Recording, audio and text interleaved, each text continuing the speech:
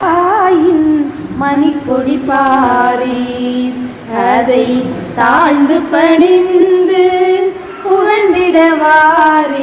தாயின் மணிக்கொடி பாரீர், ஓங்கி வளர்ந்ததோர் கம்பம், அதன் உச்சியின் மேல் வந்து மாதரவென்று வாங்கி எழுதி திகழும் செய்ய பட்டொளி வீசி பறக்குது பாரீர். தாயின் மணிக்கொடி பாரீர், அதை தாழ்ந்து பணிந்து புகழ்ந்திடவாரீர்.